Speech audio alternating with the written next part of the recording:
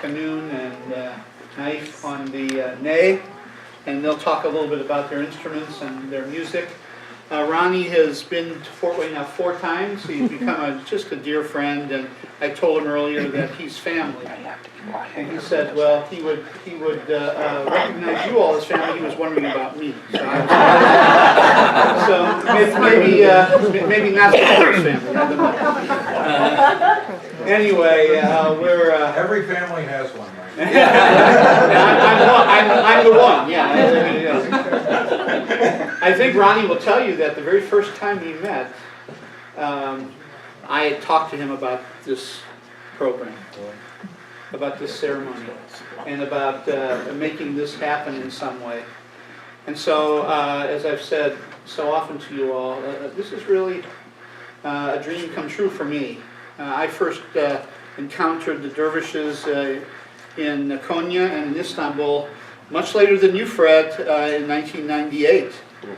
So much later than you. But and then I got to know the Sheikh and in the Dergah, the Haveti Jarahi order of Dergah in the hills of Istanbul, outside the gates of the Suleimaniye, Mosque of Suleiman the Magnificent.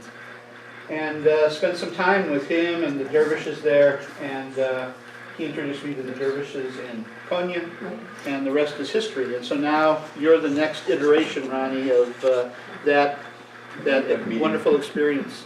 So anyway, Ronnie and fellas, this is family here. I mean, these are our closest and dearest friends for Indiana Center for Middle East Peace, your host. And you'll say a little bit about your ensemble as well as the dance ensemble as well, Ronnie. So we want to, before I go any further, we need to say thanks to Father John Neubauer and the people of St. Magdala Spiritual Center for hosting us tonight. John will have an offering plate for you as you leave the building tonight. But anyway, thank you all for coming tonight. And Ronnie, we're delighted to have you and your friends with us tonight. I'm going to turn it over to you. Sure. They have a little presentation for us, and then there'll be time for questions and answers after that. Thank you, Michael. Okay. Well, good evening, everybody. Good evening. So good to be back here again in Fort Wayne, and to have new friends with me as well. And as Michael had said, it was interesting because we had talked about just doing some music for the Arab Fest many years ago, and said, are you familiar with the dervishes and the Sufi? I said, well, that's kind of the path I ended up taking. And I said, I actually performed and sometimes attend these circles with the Jarahi order in Chicago. He's like, that's who I met in Turkey. and so the idea was really kind of hatched out of that. And every year we said, okay, well, let's see what we can do. Let's see what we can do. And Naif has actually also performed with me in that sense as well, with the Jarahi order in Chicago for Rumi's birthday. But Hani also, who comes from Jordan, they'll tell you a little bit more about themselves in just a minute, had practiced another form, and I think I want to just talk a little bit about what Sufism is, because it has a very broad definition. The word is actually an Arabic word.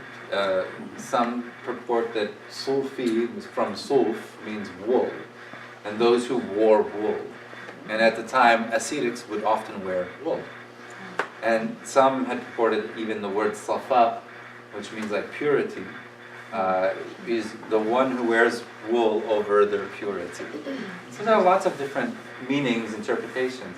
But something that gets lost often is that Sufism is inherently a part of Islam. And it's actually a mystical aspect of Islam, like Kabbalah is to Judaism, like what some might even consider Roman Catholicism and Eastern Orthodox religion to be as well. These are mystical interpretations, not necessarily entirely inherently dogmatic. So in that being said, though, I think when I had discovered Sufism, when I was living in Paris, France actually, and it was a very interesting crossroads because I met people from Turkish order, but then I met people from various African Sufi groups, and I met folks from Sudan, from Morocco, from Mauritania, from Egypt, who had another tradition as well. And then through this path I rediscovered from where my family comes from, which is Palestine, that there were lots of different Sufi groups in this area too, and there was a very famous Sufi, I thought there was a record player. Should have sampled that.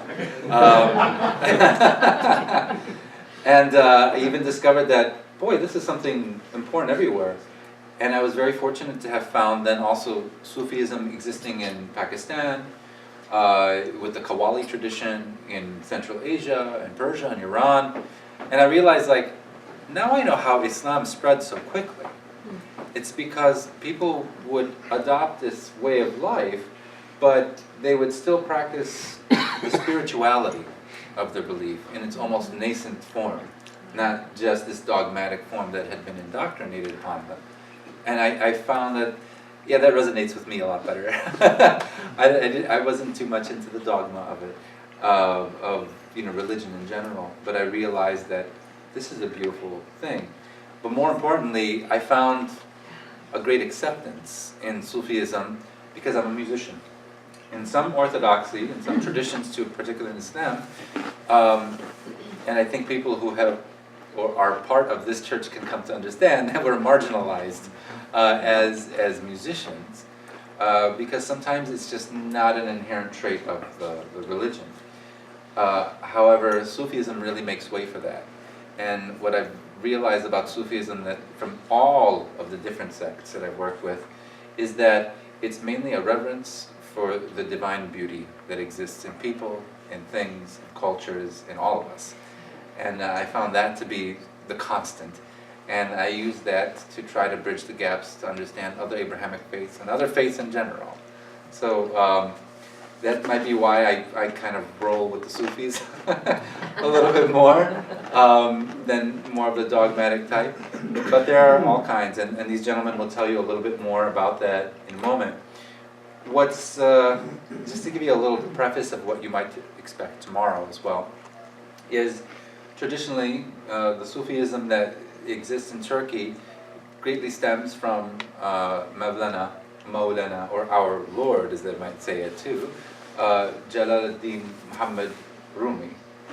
And Rumi was also a spiritual person, a clergyman, before he kind of became this mystic that many people deem. He comes from a family of such people as well. And he saw the universality of this being, particularly when he met Shams Tabrizi. Many of you probably know some of these names and know some of this work. But that meeting was very special. And from him, this order of whirling dervishes, spinning with one hand in the air and the other transmitting. So this is what we're trying to actually do, even through the music, which is why the music serves as a conduit, not just entertainment, which is why they ask often, don't clap, we're still in a ceremony here. All of us are interacting. So tomorrow, we're not viewing it as a performance as much as it is really a ceremony. And traditionally, a lot of these ceremonies happen with, I'm not going to lie, all the Abrahamic faiths are patriarchal. So that's how they are. However, I've come upon a lot of, let's just call it neo-Islam, if you will, where there is room now for more of the feminine energy to participate in these ceremonies. And I don't know many other sects of Islam that really allow for that as much as Sufism does as well. So there are female whirling dervishes in New York that I've worked with. Some have their own schools in California with whom I've worked with as well.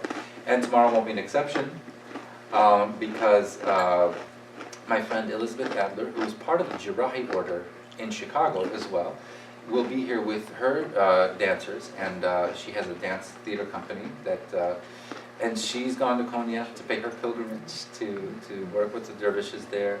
And we met through a lot of interfaith initiatives. And when Michael told me, our first thing's going to be at the St. Mary Magdala Church, and then it's a very open community, I said, I think we all need to be very open. Let's create this as a ceremony to celebrate not just the divine energy, not just the masculine energy, but the feminine energy as well, and all of these energies. And, may the marginalized unite. That being said, I'm going to get off my pulpit here for a minute and say that a lot of the music you will see more specifically tomorrow, though, is geared more from the Sufi tradition of Mawlana Jalaluddin Rumi and from Turkey.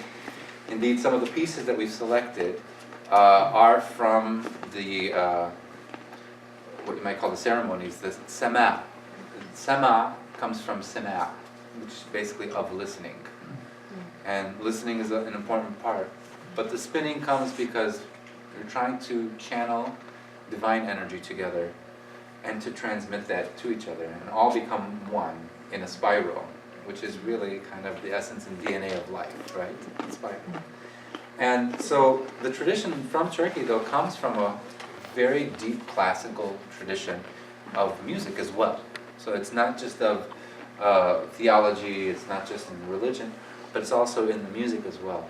So some of the pieces that exist in the repertoire of hymns and the liturgy of Sufi tradition stem from classical music tradition as well. In fact, we're going to play a little piece that often serves kind of as a sonic invocation to many of the traditions that we've done before. And so I'm going to be playing, these are traditional Middle Eastern instruments. These are instruments that you probably would have found with Rumi's time as well, especially that one, which is the reed Rumi speaks of. It is the nai. This is an instrument that was around as well. This is al-oud. And I'm going to have everybody say al-oud. Now I want you to all say a lute. Do you hear a similarity? Yeah. The word lute comes from al-oud. And it's an instrument that was taken to Spain in about the 9th century by way of a man named Ziryab. And it eventually led to the invention of the European lute, which then led to the invention of the guitar. So it's the great-great-grandfather of the guitar, ultimately. You can play the maqam, which is how the music theory is actually categorized in the Sufi tradition and the Islamic tradition. These are scales that sound kind of like this.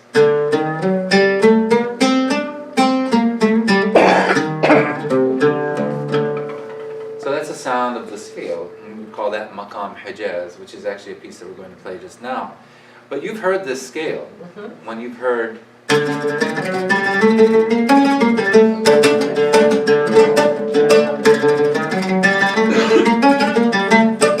That's a piece called Miserlu. And what's fascinating about this is the guy that brought it to us is Dick Dale, whose real name was Richard Mansour. And he was part Armenian, part Lebanese. And the reason he played that and it became such an American icon is because he heard his father and uncle playing it on al-oud and the tabla. And he said, I want to play that, but I want to play it faster, harder, and then I want to rock out with it. And inadvertently, he decided to just create an American genre of music called surf rock. So it's funny how the world blinked like that. So this is a piece of the classical tradition, and this is called Sama'i Shad Araban, and it's by an Ottoman composer whose name is one of the more important Ottoman composers, Tamburi Jamil Bey.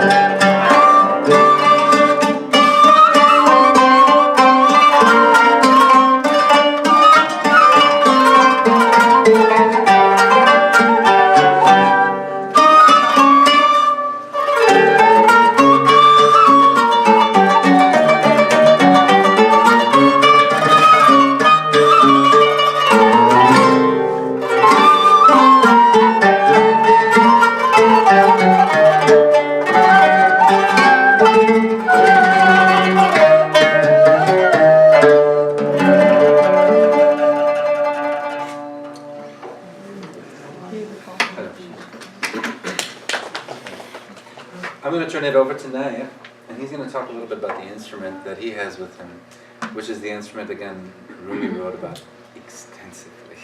Actually, I should probably start from the program here, read it for you. This is the first of, I'm not going to read the whole thing, because you're getting program light tonight.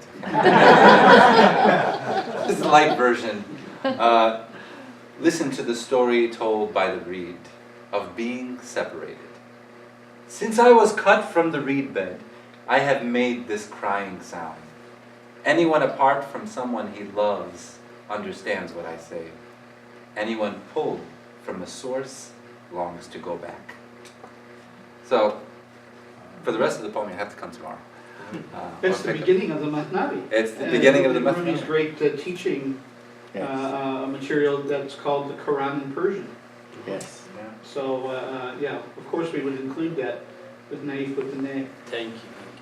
Yeah, the Nai actually the oldest instrument discovered in a human being. So because this is from the reed, as Rumi said, created, a plant by itself on the edge of the river. It grows, and who discovered this in history? It said one day he's passing by a river, and a reed, when the sun, when it's dry, it's fall off. When it fall off, and with the wind, and if it's empty, because it's empty actually, the wind blow over here and make this sound. And over the years, it's changing a lot. But that's the way how they discovered it. This is the most natural instrument in history. It's like oud, kanun, they made something on it. But the Nai itself is just from the nature itself. And the Nai is the most spiritual sound in the Middle East, in the Sufi.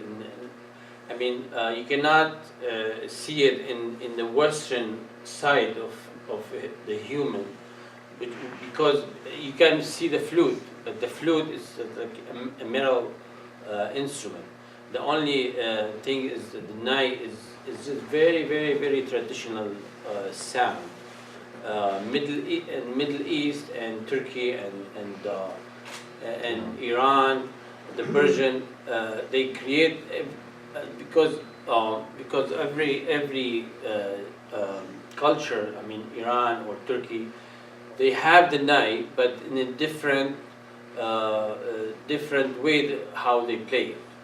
But basically from the reed and the sound of it, the Rumi actually, who's the most important person in history to use the Nai. He loved the Nai, and he used it in his poems.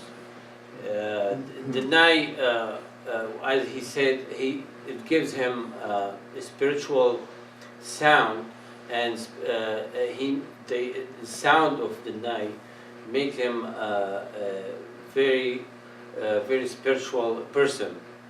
And the poem usually after the Rumi in Middle East, they use the Nai to accompany a poem or accompany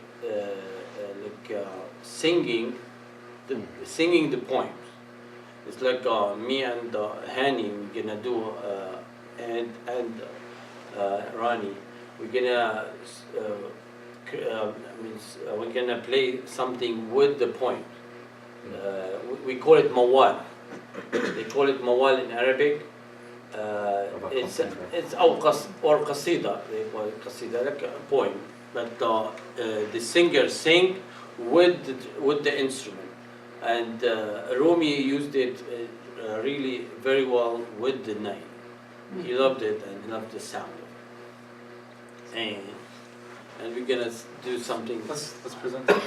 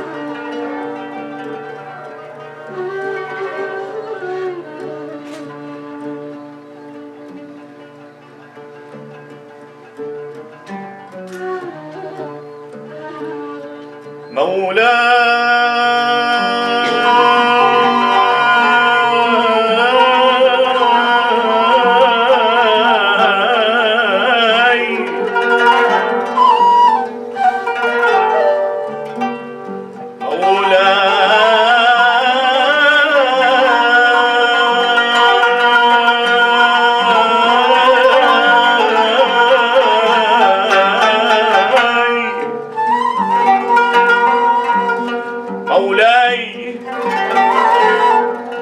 أجفاني جفاء الكرى والشوق لاعج بقلبي يا قلبي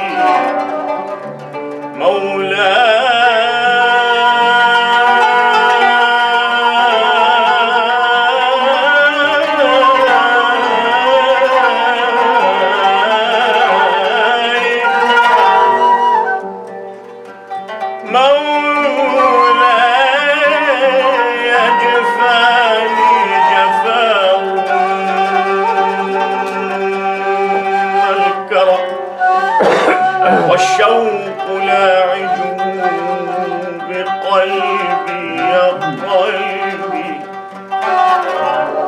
مولاي لي عمل ولكن موجب لعقوبتي فاحنن علي تكرما واجلو صدى قلبي واجلو صدى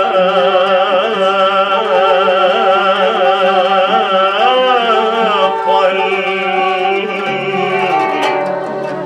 واجلو صدى قلبي بصفو محبتي يا خير من أعطى الجزاء وأنعم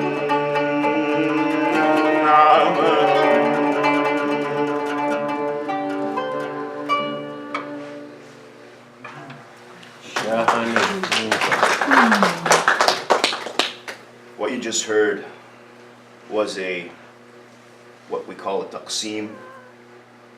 A taqsim is pretty much an improvisational, unmetered, no rhythm, just an instrumentalist improvising on his instrument, with structure, of course.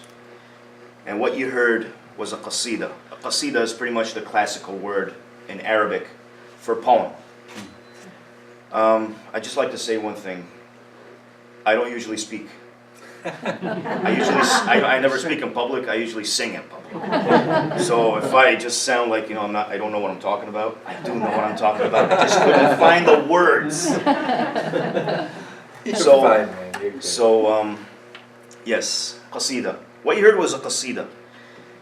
This particular qasida that I just sang was pretty much composed musically and lyrically by a poet from Aleppo in around the 16th century. And he composed this poem because there was a certain time in that century where Aleppo experienced a really, really, really bad drought. And the people, there was a lack of food, lack of water, lack of harvest. People were pretty much dying. Now, in these instances, what happens in the Muslim community is that they perform a special type of prayer. And in Arabic, we call it Salat al-Istisqa, which means that the prayer of asking for rain. And it's a special type of prayer, but this qasida is like a different form of that particular prayer. And what's really fascinating about this poem is that the poet is not merely asking God for rain. He's merely asking God to wake him up.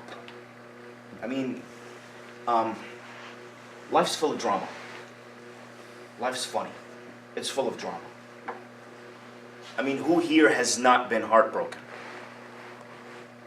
We've all been heartbroken. It's a terrible thing to be heartbroken. You go through this really terrible maze. You start questioning your own existence sometimes. So this event, the event of a drought, and the drama that happens in life, they sort of synchronize with each other. So this poem pretty much emerged at that time. And basically what it says is, "My Lord, my eyes have been plagued by slumber, and the malice of love has camped in my heart.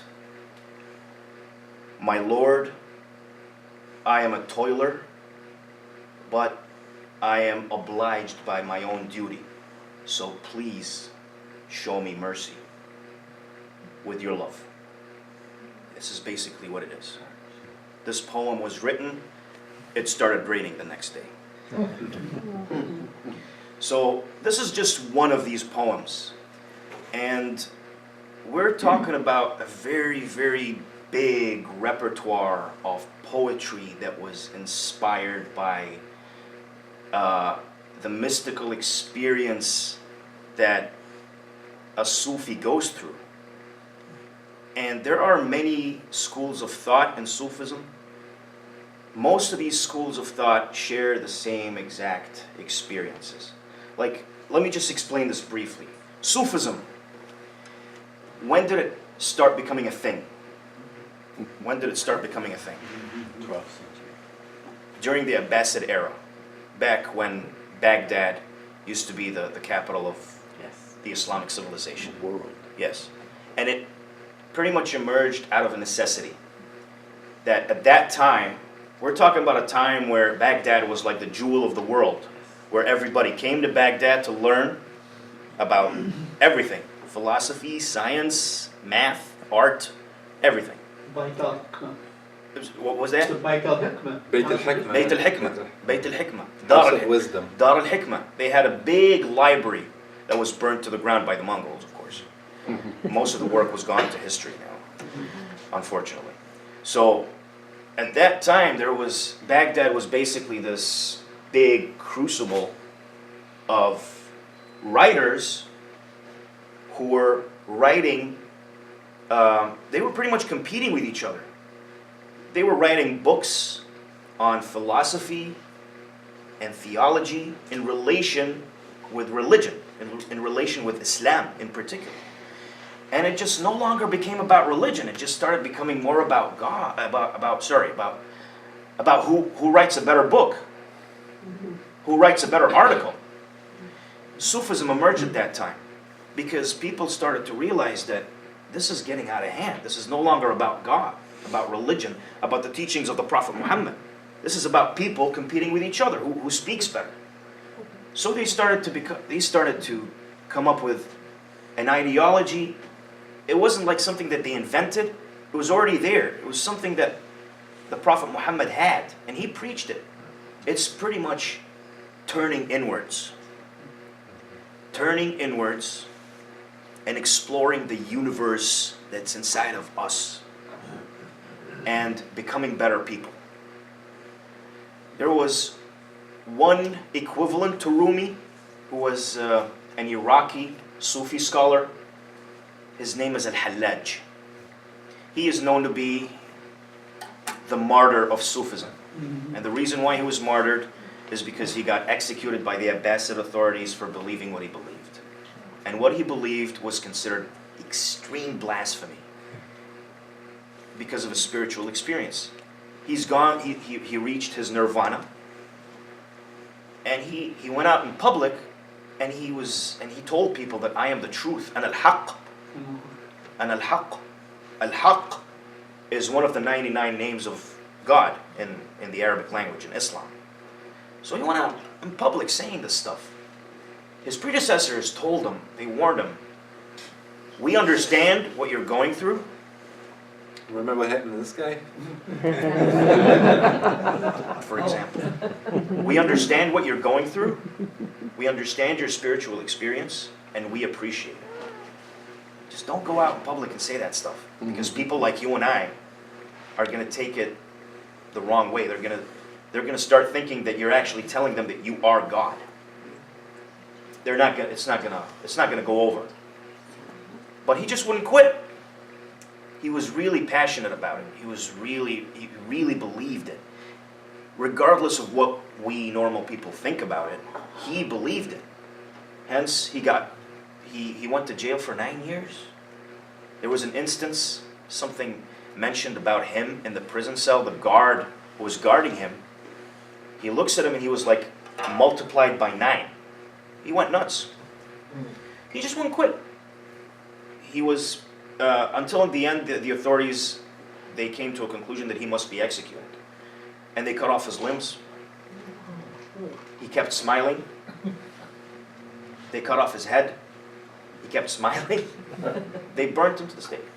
So, the poetry is basically about these experiences.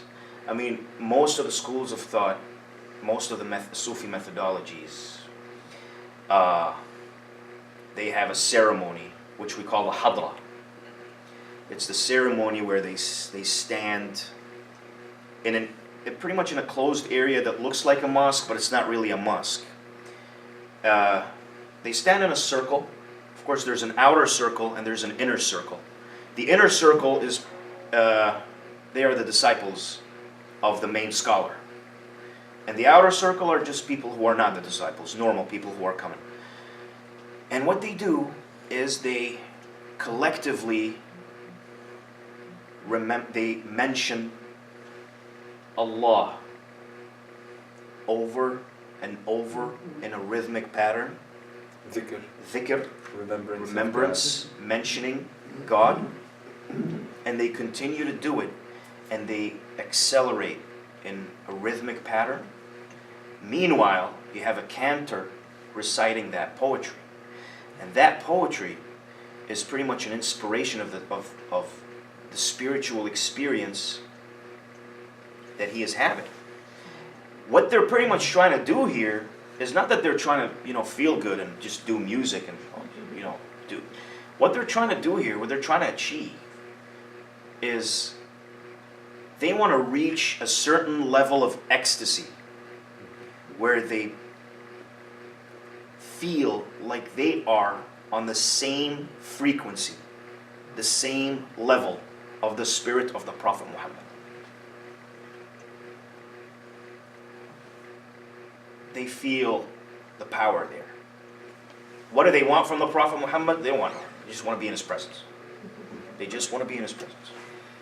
So this type of poetry is inspired by these spiritual experiences. Sounds a lot like Christianity too.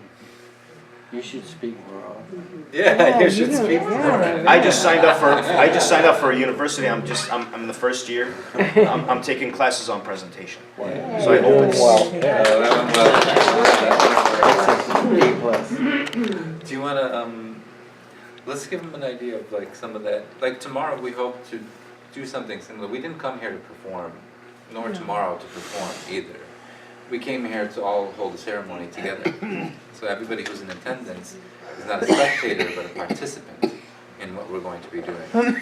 And we hope that all of us together can generate enough spiritual energy to, I know it sounds cliche, but to really spread that throughout the world. We need that right now, And tomorrow we're looking forward to having really a ceremony of so many different people, different faiths, different backgrounds, different genders, different everything, but coming together for the universality, which is why it's called the Dance of Unity, Dance of Peace. Andy, This could is you say a word about the Qanun before we go to the next piece? Sure. Yes. So this right here is Qanun. Qanun is this was also an Abbasid era innovation. It was invented by a very, very educated musician, philosopher, mathematician. Basically what it is, it's pretty much a lap harp. I mean, you could essentially put it on your lap and play it. got these rings, these finger rings. You pretty much put them on your index finger or whichever finger you're comfortable with, and you got these picks. You insert them, and you pluck the strings like so. Sometimes in octaves.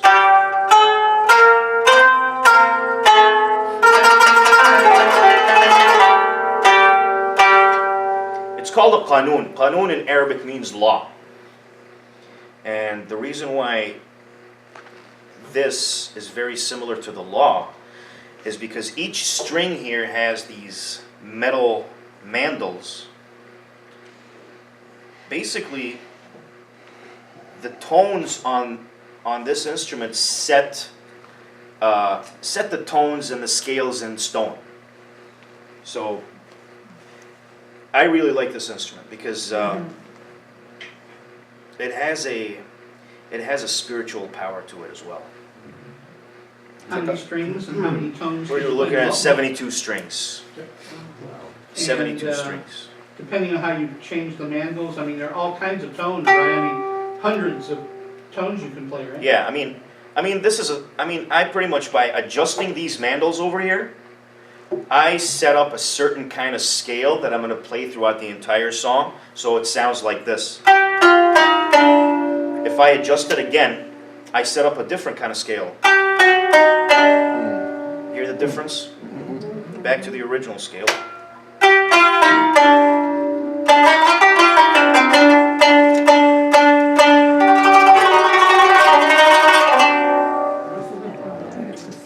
It's a harp, basically. It is a harp. Is it what Iranians call santur? This, It's very simple. what we That is call, ney. I we know call- that is a ney. we say that the santur is the sister of the qanun. Oh, okay. It's the same It sounds- same concept. Except it's with hammers. With instead of- hammers, Yes. with hammered dulcimer. Yes, yes. With yeah, we use our fingers directly to Yeah. communicate with the strings. And these are nylon, and the santur is usually made with steel strings. Still. Steel strings, but they're very similar to each other. Do you want Thank to you. play Thank you. the little thing? Which one? Yeah, احكي لهم شو الموضوع وبعدين. Yeah, so I'd like to share one of these poems with you guys. This is a poem that was written by a poet that was from the Shadili order. It's an Arabic poem. And Sadly, Sufi order. yeah, the Shadili order, yeah. Sure. Popular in Egypt, popular in Jordan. Basically, pretty much very, very, very similar to what I described, the same spiritual experience. And the title of the poem is Bushra Lana. In English, glad tidings to us that we have received what we have always been asking for. Our worries have disappeared because we are currently in the presence of the garden of the Prophet Muhammad. بشرى لنا نلنا المنى زال العنا وفى الهنا بشرى لنا نلنا المنى زال العنا وفى الهنا والدهر أنجز وعده والبشر أضحى معلنا بشرى لنا نلنا المنى زال العنا وفى الهنا بشرى لنا نلنا المنى زال العنا وفى الهنا بشرى لنا نلنا المنى زال العنا وفى الهنا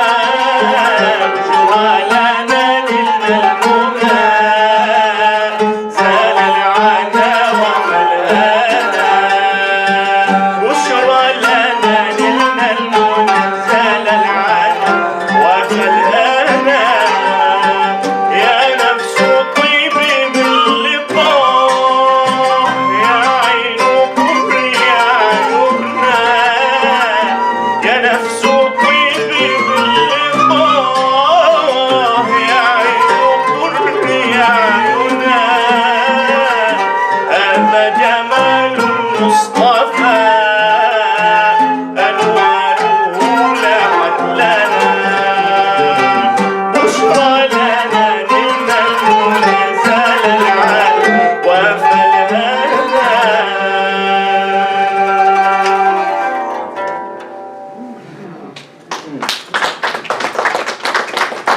Of course, with the rhythm, it sounds more upbeat. Something to look for tomorrow too, and I'll probably say this is the last, and then we'll open up for Q&A. Something to really look for tomorrow, that's almost a theme throughout this, even with the Nay, is breath, breathing. A great intention of what we'll be doing tomorrow is trying to breathe together. So there are even some pieces, one piece in particular we actually call nefas, which means breath, that we actually begin with breathing. And often in the ritual itself, part of the kinesthetic motion that you create to actually worship, you'll find that they're going to do this. That's often how they'll begin. And this is kind of establishing a rhythm before you start to spin. So this is where you are right here. And it's with each breath, you're trying to actually invoke God or invoke the spirituality. So often what you'll say is, Allah Hayy, Allah Hayy, Allah Hayy, Allah Hayy, Allah Hayy. And what this really is literally saying, God is life, life is God. So it's all tied into the divine to kind of be this loop that everybody does, and it works itself up into a very fast kind of pace that's meant to really invoke trance, to bring one to ecstasy, or one with the oneness, one with one. Inward reflection. It's really what it's all about. And though Sufism and Rumi and Islam espouse this particular view today, or from this part of the globe, I find that this is actually a universal trait from my studies of everything from Hinduism to polytheism to paganism to monotheism to many styles of worship. As somebody who works in ethnography and ethnomusicology, I've realized that these are constants in every society, because we're all human in the end. I want to thank Naif Rafa, my friend here, and Gashan, and of course all of you for coming today. It's such a pleasure to be here, and of course Michael for discovering us. I have a company in Chicago, and it's funny, it's called Intercultural Music Production, and our acronym is ICMP. So every time I see ICMP, I'll turn to my wife, I was like, did I make a mistake? She's like, no, that is the ICMP. And I couldn't think of a more wonderful partnership to be part of. Especially, maybe I'm biased too, because my family is from Palestine as well. And to know that a lot of folks have been there to my homeland to see things there, and to see, more importantly, the people. Not just the tourism or the atrocity or anything, but to see that other human beings live in another part of the world. Just as I am also glad to come to Indiana and know that I find people. Not what I'm seeing on TV, or not what any politician is trying to tell me is his entire base. So it's people getting together. And with that, we leave with any questions that you might have for us. I just wanted to comment that in Afghanistan, Rumi is called Jalaluddin Balkhi. Yeah, He came from Balkh. His father had a university or a center of study there, and he fled Genghis Khan, and ahead of the Mongolian hordes that then eventually destroyed the Great Library. And but he had to flee across Iran. He was a refugee. He was a refugee. Rumi, he was everywhere. Yeah. And he's adored in Afghanistan. Yeah. So. The Arabs say Rumi ours. the Turkish, they say no, he lived in Turkey. The Iranians said no, this is ours. He born there. That's right. Iranians feel like Rumi is Iranian because his last name is Molavi. I mean, And when I he heard born Molavi, there. I thought, so where is? I was talking to my sister. And I said, "You're going to see Rumi." They said they're Persian, and she said, "Well, she's Molavi." I said, "Well, okay, I know what Molavi is." And we had, when we were going to school, we had the poems. We had the poems. There's all kinds of squares and streets and everything is named. But Iran had so many others, like Saadi or Ferdowsi. Hafez. Those are Hafez in Shiraz. That's his cemetery. I mean, Iran used to be Persia, was very much poetic country in the old days. And then Islam dynamics changed Iran, but yeah, if you say he lived in Turkey and Turks claim him, or some of the Arabs claim him, then you say, well, his name was Molavi and he was born in Iran. So when somebody moves, he belongs to everywhere. I mean, we think that all the scientists that made a breakthrough during the golden age of Islam, Yeah. we Arabs, we love to say that they're all Arabs. They're Muslims, but most of them are actually Persian. Yeah. A great deal of them were Persian. We love to make all these claims. But it's also I do. viewing it's also viewing history through modern lenses. You know, there was a different mindset people had. They didn't believe in nation states. There weren't lines on a map to necessarily draw borders. There were regions that you went to from one place to the other because they were changing so quick. I mean, the reason he's called Rumi is because of Rum, like Ruma, Rumi, Roman Catholic or Roman type church. So that's really Rumi, and that's what it means. Yeah. So often people actually with last names like that, that's why they have those last names. It's because it's where they come from. And Balkh, just to continue the Persian connection, was the ancient capital of Persia under one of the old kings, one of the kingdoms, when it spread all the way to New Delhi, from Iran across to New Delhi. And Balkh, which is in northwestern Afghanistan, current day city of Mazar-i-Sharif, was where the center of learning and the kingdom that spawned the Taj Mahal and everything west, so, which was Persian. And his poetry was written in Dari, which is the old form of Farsi. I was very surprised when we went to India about 2 years ago, how much Islamic effect, how much Islamic culture Yeah. has gone all the way there. And you go to these mosques and you see all these beautiful Khanqahs and lands. shrines. These are that's all Islamic culture in the old days. It's amazing how much Islam has spread, starting from Saudi Arabia and going everywhere.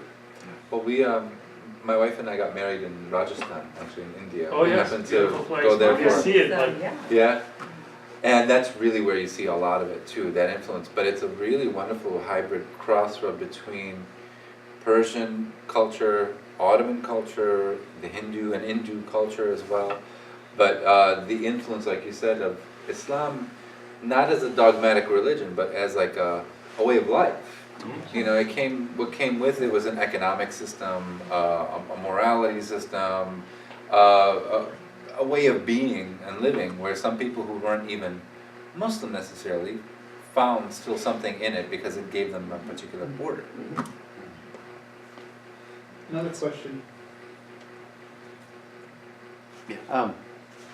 In Konya, they use a drum also in the Sema. Nagara. Will you have a drum tomorrow? We'll have drums tomorrow. We'll have the traditional drum that they use in a lot of Sufi music, which is a frame drum. The specific Turkish, they use like kettle drums often, nakara is what they will call them. Not always that easy to find, but funny enough that those are also instruments they use in Rajasthani music as well, and they usually come a little bit bigger, so they're like these huge kettle drums. They're basically like having timpani. But something to keep in mind, a lot of the instrumentation, Ottoman culture really gave us a lot. especially for 500 years. I mean, imagine that's almost double, nearly double the size of America, the time of America. Yeah. To have occupied such a long swath of land, technology really flourished and thrived under that. And so instruments were no exception. So instruments like that kind of flourished, and then they became part of the tradition. So there's some stuff that's specific to that tradition, but when I play, for example, with Sufis from Tunisia, they're using instruments that are closer to their tradition, because it's just geography Yeah. in the end, really. But we'll have some percussion tomorrow. My brother will be there, and my father, actually, will be on percussion. Yeah. And legend has it also. Thank you for your comments on Baghdad. Thank you. As a jewel. Apparently, legend has it that St. Francis of Assisi and Mevlana spent time together in Baghdad during the time when he was searching after Shamsi Tabrizi. I wouldn't doubt that Everyone was. Christian mystics and Sufi Yes, mystics they and were all Jewish there. mystics. Maimonides, by all means, was a Yeah. mystic. He Mhm. hung out with the Sufis in Egypt Yeah. when he fled, or he left Andalusia. So, I mean, it's got to be a lot to be said about the Abrahamic traditions for a very long time living and working together. I would agree. Yeah. Talk about that for a whole other discussion. But there is actually I'll mention it just so that there's a really wonderful warrior poet whose memoir was discovered not long ago. His name is Usama ibn Munqidh. And he was originally from Syria, but he lived during the times of the Crusades. And he gives an account of the Crusades from a Muslim perspective, as basically somebody who was a knight and whatnot. But this is an important era too. His last employer was Saladin, or Salahuddin. So it's a pretty fascinating account, very detailed as a matter of fact. And he wrote a famous book called Kitab al-A'tibar. So it's like, how would you say that? The Book of Considerations. Yeah, book of considerations, or as he put it, like of way of being, as well. Consider that these are truths in the world. But it's around that same time too. Other questions? Or Fascinating comments? Or recipes Yes. to share? I have a question. I'm curious about the nai, if I pronounce it correctly. Yes. Is that the parent instrument of clarinets and flutes, or is, a reed seems like it would be sort of the prototypical instrument to. Yeah, the clarinet, they use the reed to just blow, but this is all reed. It's all, yes. Yeah, this is the difference, in the sound and the way how they, all wind instrument, I think, came from the same concept. Like the holes drilled into it, the Yes. hollow instrument, the holes drilled and But covered them up. every instrument, like nai has a different sound than the flute and the nai almost the same. But the difference is this is natural, that one is like metal. Yeah. The clarinet is as well as metal, but use the reed makes it a more traditional instrument for some people. In Arab world, we have this most traditional instrument. Some of the most expensive clarinets are Yeah. wood. Exactly. The wood, well, Yeah. yeah, but there are metal clarinets, though, that you mentioned that. Yes. Yeah, I ran into those in Turkey. Yeah. But I found that another instrument close to the clarinet is the duduk, which is from Armenia. And it's got a very soulful sound to it. Everybody in this room has heard the duduk. If you've ever watched a movie composed by Hans Zimmer, he uses it extensively. And it was used in things like Gladiator, it was used in a lot of these big blockbuster type movies. It sounds very much like a clarinet, but it's just basically a long tube with holes drilled in it, and a reed that's like that thick and like that long and wide, super wide. You kind of almost put your entire mouth over it, but the sound it produces is absolutely breathtaking. Like it's very much like what the nai has. And I found that to be a very close instrument to the clarinet. Actually, in the Arab world, we have a traditional instrument. They call it zorna. Zorna is that's what I studied before, that the clarinet came from the zorna, because the zorna is like this, but it has a horn over here. The same type like Kind of looks like a trumpet. clarinet. Like a trumpet. And like an oboe reed. Exactly. There you go. That's But exactly. an oboe has a double reed, that's, Yes. Yeah. yeah, Actually, this would be like a double Zorna reed, is too. same. yeah. Just to add what the They- gentlemen are saying, I mean, basically if you take any pipe, a plastic pipe, and you put holes in it just the way this Yeah. instrument is, it's gonna sound the same. Yeah. But it's not gonna, well, yes and no, Yeah, because this is an organic instrument. And in Egypt and Arab countries, in the Middle Eastern countries, there's very fertile ground for that specific plant. So it's really easy. These types of plants are so accessible, so they manufacture them in mass amounts. Yeah. Also they cut like 100 of them to find the same, because here's the knife is whatever, I mean the size So all 9 parts. has to be in 9 parts. 1, 2, 3, 9 4, 5, registers. 6, 7, 8, 9. And the same thing like this. Same one. But this is the difference is this is a G and this is a D.